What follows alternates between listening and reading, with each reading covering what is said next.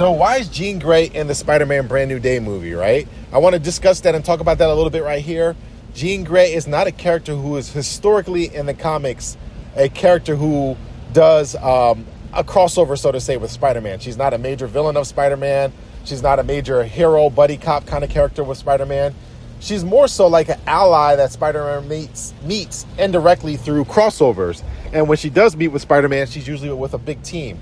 So why is she taking such a big feature or a big role in this movie?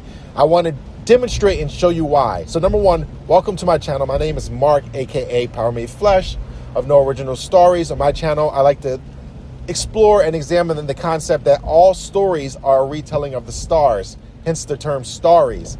And movie stars, the casting, all of this is playing this game where characters and stories are used as tools to play out the sky.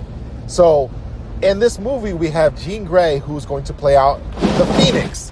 And what you should know is that in the old world, the Phoenix is associated with the Hawk and also the Scorpio. They are all one and the same the same zodiac sign. And they're just different stages or different positions of a rebirth of that sign. Where the Scorpio is associated with being a backstabber. So we have Jean Grey in the Marvel Comics, who's traditionally an X-Men, but she also becomes the Phoenix, and then later on the Dark Phoenix, which is a backstabber, right? The one that we thought was here to save us is actually not here to save us. So we see this often with characters who are playing the Scorpio. They may go through an arc, or characters who are playing the Hawk or Hawkeye. They may go through an arc where they are influenced to be the backstabber, as we see with Hawkeye in the first Avengers movie, right? He's the one who is influenced by Loki and is actually backstabbing the group.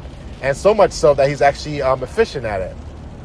But then he also goes through a redemption arc, and then he comes back to the Scorpio kind of arc again as well with the Ronin character. But then he also has a final redemption where he is able to elevate past that and become kind of a Phoenix. I haven't seen the movie, so I don't know what goes down in the movie, how big of a role she plays. Some say she's the villain. Some say she's just kind of like a low-key character. I don't know. But this kind of rumor that she is in the movie, or this confirmation that she is in the movie, can be confirmed by looking at the trailer and knowing the importance of the Zodiac. So what you should know is this movie is about a rebirth for Spider-Man. They even say it a couple times in the trailer that spiders have a rebirth, right? So you should know that that's an important factor or theme for this movie. And the reason for that is because a phoenix is an animal or archetype that is symbolic of rebirth.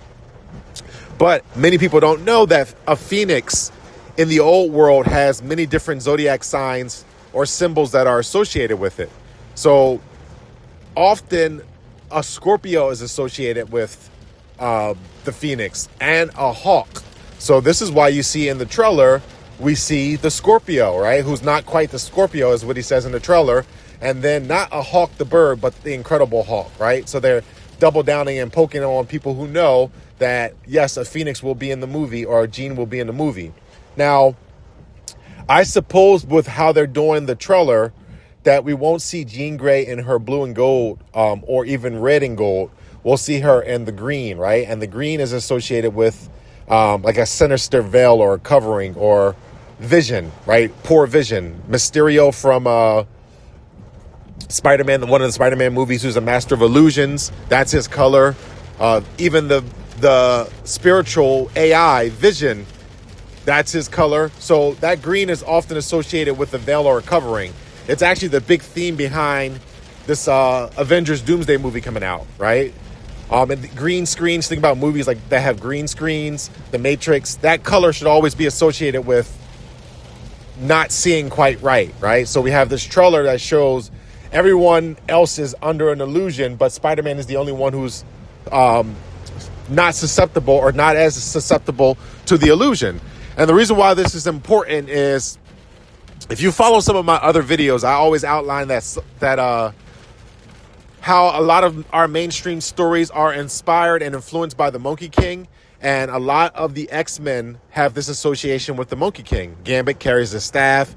He has the covering of his side of his face and ears, very symbolic of monkey fur, covering everything but the immediate anterior part of your face, right?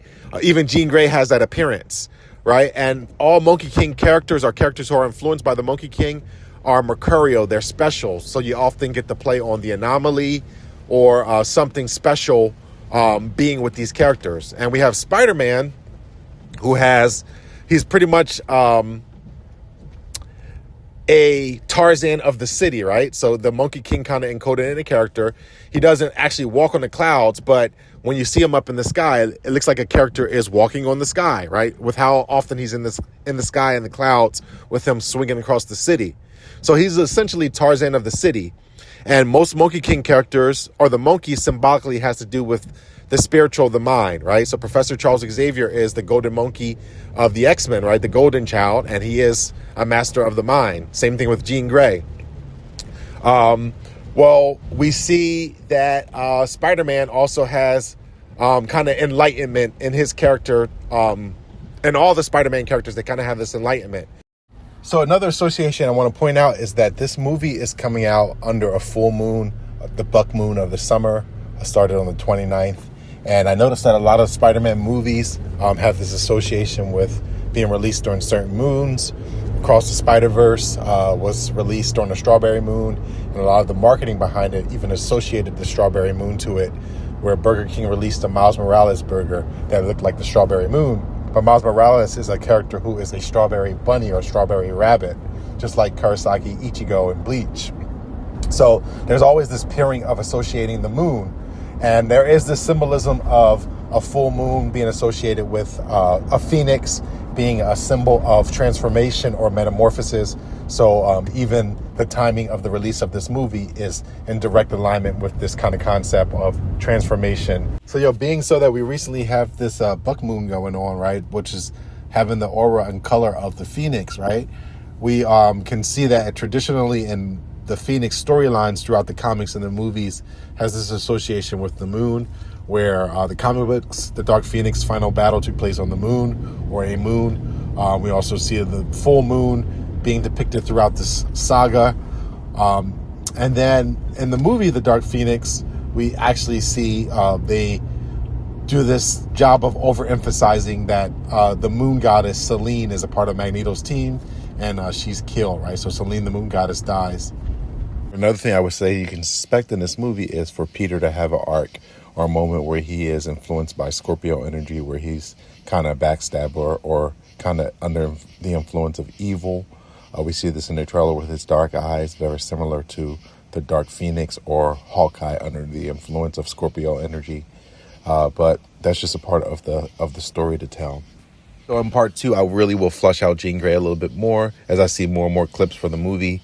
I don't plan to see it in the movie theaters. I'll probably catch it when it comes out on video, but I'm sure I'll learn a lot more details over the next few days, which will further add to my ability to break down why Jean Grey is chosen, not just to be in the movie. I think I did a good job at explaining that in this video, but I want to really show why she's being used to introduce the X-Men or be the catalyst for the X-Men in the MCU. So look forward to that video. Leave comments down below, but just remember, when you're watching these characters play out stories or characters be in stories, you need to really be applying the sky to the characters. I'll make a part 2 of this. I do really want to flush out why Jean Grey was chosen to kind of be the catalyst to kick off the X-Men in the MCU. I know we've had other X-Men in movies before, but I presume the X-Men will be probably dying in Doomsday. I presume that Wolverine at some point is going to have to be replaced. So, and, judging that Jean Grey is young, the current X-Men are old, it looks like they're going to go with a whole nother younger crowd moving forward as far as the X-Men. And I think Magneto was recently cast, but I want to really demonstrate the alchemical process of not why she's in this movie, but why she's being chosen as the first mutant to kind of really kick off the MCU. So we'll focus on that in a separate video. But to drive home in this video was made really with the concept of showing why she's included in this movie. And that's because this movie, at the heart of this movie, is the themes about death and rebirth. There's characters who are symbolic of death, like the Punisher, like Tarantula, like Tombstone. All of these are very symbolic of death. And then the other characters are symbolic of the rebirth